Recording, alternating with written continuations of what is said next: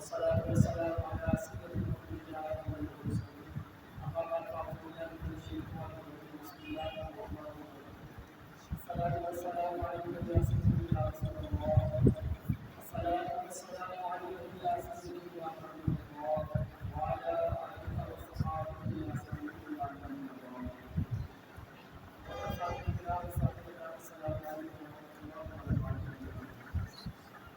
میرے عزیز ساتھیوں،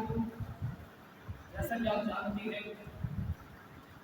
رب تعالیٰ کا ہم پر کرم احسان ہوا کہ ہم سب نے مل کر آزادی کا جشن منایا منا رہے ہیں۔ الحمدللہ ایسی پیاری عظیم مذہب سجائی گئی جو ہمارے دین کی تربیت کرتی ہے یا ہماری تربیت کر رہی ہے۔ میرے عزیز ساتھیوں، آج میں جس موضوع پر لب کشائی کر رہا ہوں وہ پاکستان کی تحریک میں علماء کرام کا کردار عنوان کے متعلق ہے۔ پیارے ساتھیوں، الحمدللہ یہ آج ہم جو آزاد فضاؤں میں سانس لے رہے ہیں، آج اگر ہمارے کانوں میں آزادی کی گونج ہے، یہ فقط کسی ایک فرد کا کمال نہیں بلکہ یہ ایک کاروان آل حق کی مرہون منت ہے۔ اس کاروان آل حق کے اندر صف اول کے اندر جو لوگ آپ کو دکھیں گے وہ مشائخ علماء اہل سنت ہی ہوں۔ اس بات پر اگر غور و فکر کیا جائے کہ پاکستانی تحریک کوئی سیاسی تحریک نہیں بلکہ یہ ایک روحانی تحریک تھی، اور اس روحانی تحریک کے اندر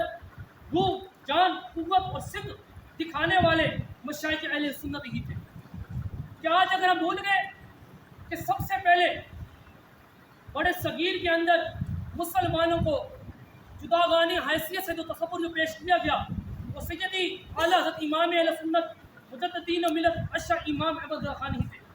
انہوں نے فرمایا تھا کہ مسلمان اور ہندو دو الگ الگ قومیں ہیں، ان کا اتحاد ممکن نہیں۔ اگر ہم غور کریں اسی فکر کو ڈاکٹر محمد اقبال رحمۃ اللہ علیہ نے قبول کیا جو کہ فکر تصور قومیت بنی، اور اسی فکر کو قائد اعظم محمد علی جناح نے بنایا جو کہ دو قومی نظریے کی بنیاد بنی۔ کہ ہم بھول چکے ہیں کہ سیدی پیر سید دیدار علی شاہ رحمۃ اللہ کی جد و جہد کو، کہ ہم بھول چکے ہیں سید نعیم الدین مراد آبادی رحمۃ اللہ کی تحریروں کو، کہ آج ہم بھول چکے ہیں پیر سید جماعت علی شاہ رحمۃ اللہ علیہ کی وہ کانفرنس جس کے اندر سینکڑوں علماء مشائخ نے اتحاد کیا تھا، وعدہ کیا تھا کہ پاکستان کو اصل مقام تک پہنچائیں گے۔ کہ آج اگر بھول چکے ہیں کہ عبدالستار خان نیازی رحمۃ اللہ کی گرجدار تقریریں، کہ آج ہم بھول چکے ہیں پیر سید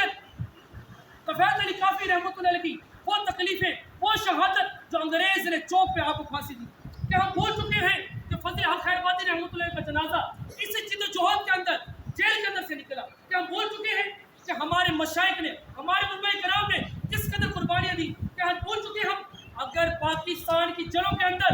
اگر آپ کو خون دکھے گا تو صرف اور صرف مشائخ علماء کرام اہل سنت نہیں۔ یہ آج جو کہتے ہیں نا کہ پاکستان کی تحریک کو سیاسی رہنما نے چلایا، یہ ایک غلط فہمی ہے۔ انہیں چاہیے کہ پاکستان کی تحریک کو دوبارہ پڑھیں کہ کس قدر مشائخ علماء کرام اہل سنت نے قربانی دی۔ کسی سیاسی رہنما نے صرف اور صرف اپنے آپ کو دکھایا تھا، صرف اور صرف انگریز کے پٹھو بنے اور صرف ہندوؤں کو بقاؤ مال بنے اور کچھ بھی نہیں۔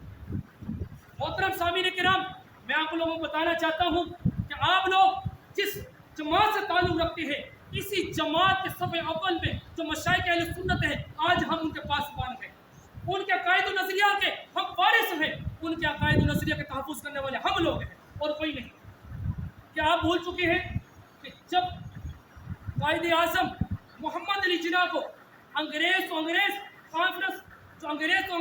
حتیٰ کہ ہندو کانگریس والے جو تھے وہ تنگ تو کر رہے تھے، وہ آپ کے رستوں کو روک رہے تھے، لیکن بدقسمتی سے مسلمان کے طور پر نام کہلانے والے دین فروش قائد اعظم محمد علی جناح کو کافر اعظم کہا رہے تھے۔